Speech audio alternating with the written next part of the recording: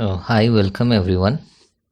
In this series of videos, we are going to learn the programming concepts of ARM7 using this Keel Microvision. So we are writing the programs for LPC2148 microcontroller. So in this video, we are writing a program to find the sum of first 10 integer numbers. This will be helpful for microcontroller and embedded system lab, that is for Department of Computer Science and Engineering. So myself, Muhammad Ali, I am working as an assistant professor at Mysuru Royal Institute of Technology, Mandya. So here, as we know that whenever we start writing any program, we need to write this line. That is, first we need to define the area within our memory. So we'll define this area. Next, we need to give the area name. As we are finding the sum of first 10 integer numbers, we'll give the name for this area as sum. Next, we'll define that some area of this memory area is a code memory. That is, we are writing a code in that area of sum. Next, this code memory is read-only memory. So here in this program, we are adding first 10 integer numbers. That is 1 plus 2 plus 3 plus 4, 5, 6, 7, 8, 9 and finally 10 will get the answer 55. So this 55 is a sum of first 10 integers, that is 1 to 10. So this 55 is equivalent to 37 in hexadecimal. So as we know that in a microcontroller, whatever the value, that values will be in hexadecimal. That's why I have taken the equivalent of 55, 37 as a hexadecimal number. First, writing the program, will set the counter as a 10.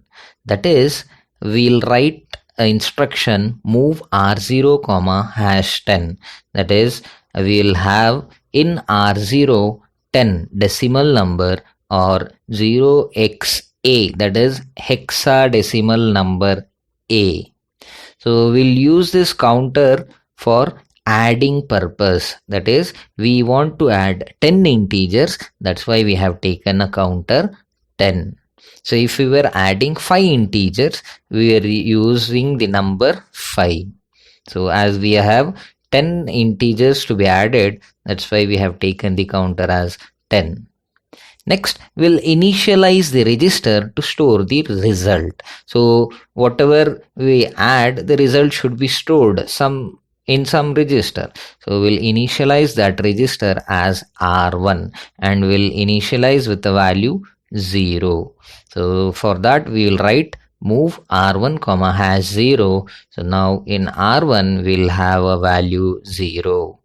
Next, we'll take the first number to be added, that is 1. So we'll move it to R2 register. So that move R2 comma hash 1 will copy 1 into R2 register.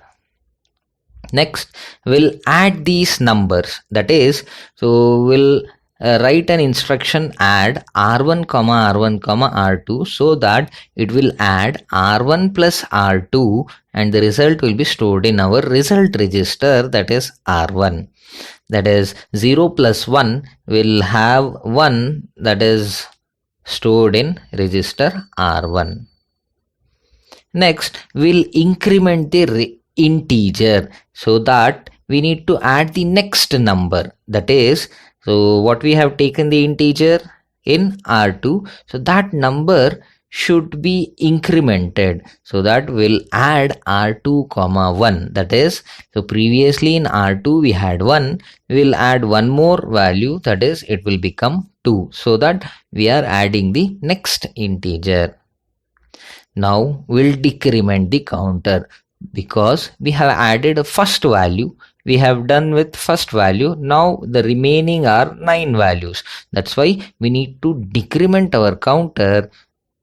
We will write subs r0 comma 1, so that r0 value, that is counter value, will be subtracted with 1, that is 10 minus 1, it will become 9.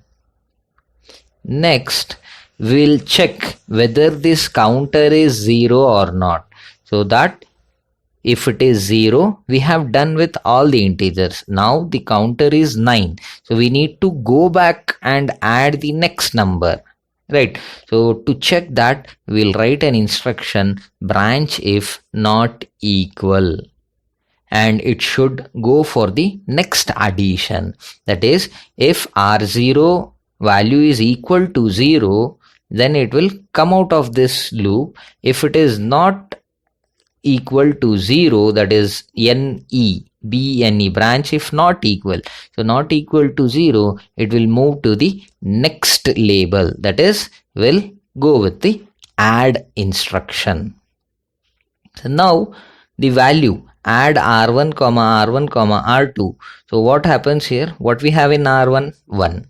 In r2 we have 2. So we'll add 1 plus 2, and the result will in r1 will be 3.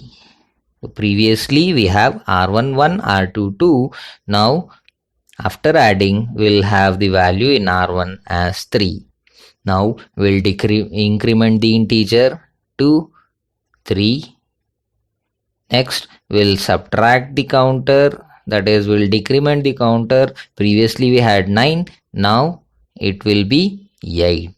Next, again we'll check for this counter value whether it is 0 or not. Is it 0? No, it is 8. So we'll check here. So it is not equal to 0. It will go back to this next instruction, that is add instruction. So now R1 value is 3, R2 is 3, and R0 is 8. So we'll add this value again and again. So in this loop, so we'll have the value R1 will be 6, R2 will be 4, and R0 will be 7. That is, previously we had R1 is 3 and R2 is also 3. 3 plus 3 will get the answer 6. R2 is incremented, that is next integer, that is 4, and counter is decremented from 8 to 7. So whether the counter is 0? No. It will go for the next loop. In this loop, so we will add 6 plus 4, that is 10. It is equivalent to A in hexadecimal. Now we'll increment the next integer, that is, previously we had 4, now it will be 5. The counter was 7, now we'll decrement it to 6. So whether this counter is 0? No. Again this will go to the next loop. So here we'll add these previous values, that is A plus 5. A plus 5 or 10 plus 5. 10 plus 5 is 15. That is equivalent to F in hexadecimal number. So now we'll add R2 value with 1, that is, we'll increment the next integer, that is 5 plus 1 will become 6. Counter will be reduced, decremented from 6 to 5. So is it equal to 0? No. Again it will continue with the same loop. So now it will add 15 plus 6, that is 21. It is equivalent to 16 in hexadecimal. Now that next integer will be from 6 to, it will be 7. From 6, now it will go to 7. So we have a counter 5, it will be decremented. Now the counter will be 4. So whether this counter is 0? No. It will jump for the next value. That is, it will add 20. Previous value we had 21. Now we will add 21 plus 7. It will become 28. And it is 1 equal to 1C in hexadecimal value. So now we'll increment the integer value, that is from 7 to 8, and we'll decrement the counter from 4 to 3. So whether this counter is 0? No. Again it will jump for again that loop will be executed. So we'll have that is 28 plus 8, so it is 36, which is equivalent to 24 in hexadecimal. Next integer we need to add is 9, and the counter is reduced and it will be 2. So whether this counter is 0? No. Again this loop will start and we'll add 36 plus 9. It will become 45. 45 is equivalent to 2D in hexadecimal number. The next integer is 10. We'll decrement the counter from 2 to 1 and we will check whether this counter is 0. No. So we need to add one more integer. Again this loop works and we'll see that it will add 45 plus 10 and it will be 55, and we'll increment this next integer, that is from 10 to 11, and we'll decrement the counter. Now the counter becomes 0, so that we can see here BNE instruction will check whether this counter is 0. Yes, the counter is 0. It will not jump to next label. It will come out of that loop and will stop that loop. So now once this loop is stopped, we have a values of R1 is equal to 55, that is equivalent to 37. So we can observe on the top, that is we had 1 plus 2 plus 3 plus 4 plus 5 plus 6 plus 7 plus 8 plus 9 plus 10 is equal to 55, that is equivalent to 37 in hexadecimal. So we have that value in R1 register. So we'll write a no op instruction so that it doesn't do any operation. Once this program is done, we'll stop this program by terminating, by writing an end directive. So now we'll write this same program in Keil Microvision software and we'll run this program and check whether we are getting the same value. To write the program and to execute that program, we need a Keil Microvision IDE.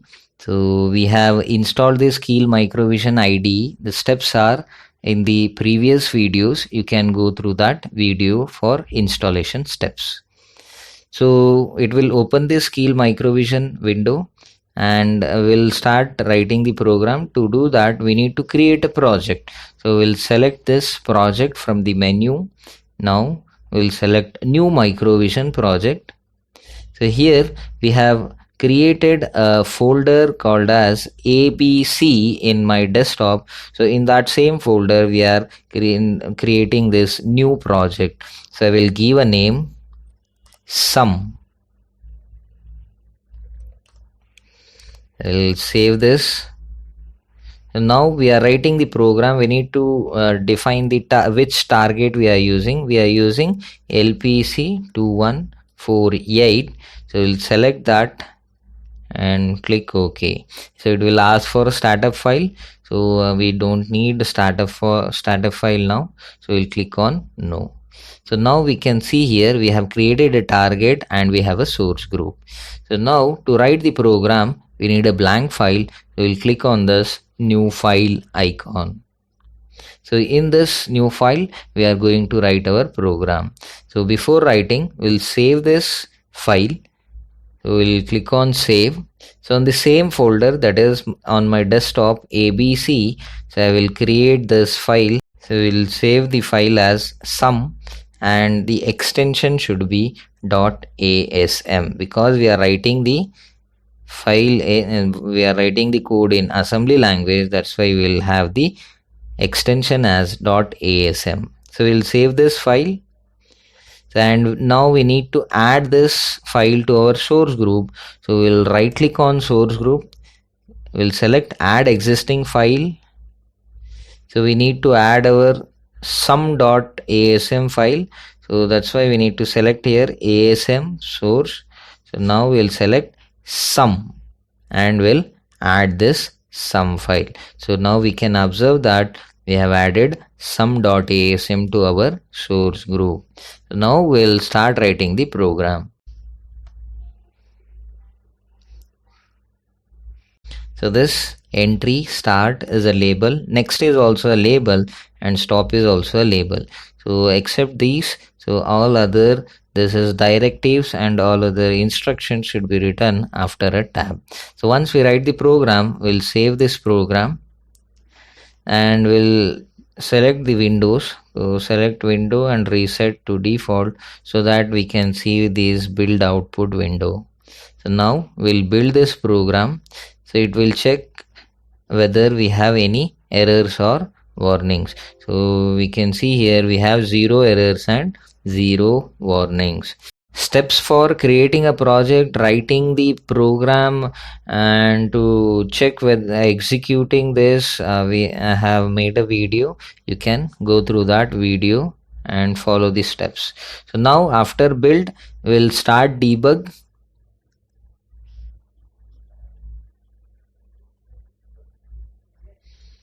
Okay, so in this debug window we can see that we have a registers. So in that registers, already we have all the register values are 0. Now we'll fill with this our values. That is, in the first instruction we'll move the value R0 10 to R0, that is hexadecimal A to our R0 register. So to do that, we'll debug step by step. So we'll click on this step icon so that we'll get a value in R0. Now 0 is moved to R1. It is already 0, that's why. So it is not shown. Next we'll move R2 to 1. So that 1 is moved. Next we'll add R1 and R2, that is 0 plus 1, and the result will be stored in R1, that is 1. And now we'll increment this R2, it will become 2. We'll decrement the counter A value, that is R0 value A. So A is decremented by 1, that will become 9. So it will check whether this R0 value is 0 or not. So it is not 0, then it will move to the loop next. So you can see that the arrows indicating it has been sent to this next. So now it will add R1 plus R2, that is 1 plus 2. It will be, result will be 3 and it is stored in R1. Next integer is 3. Decrement the counter 8. So it will again go for that same loop and it will do the addition until we have this counter 0. So we can see that now the counter value is 1. So it will decrement the counter. Now the counter value is 0, so that it will come out of that loop. So you can see that it has come out of that loop and it is now pointing to the no op instruction. At this time we have a result in our R1 register, that is R1 register we have 37. So as we have seen, integers 1 to 10, if we are adding 10 integers, so we'll get the value 55, which is equivalent to 37 in hexadecimal. So we are getting this result 37 in our result register R1.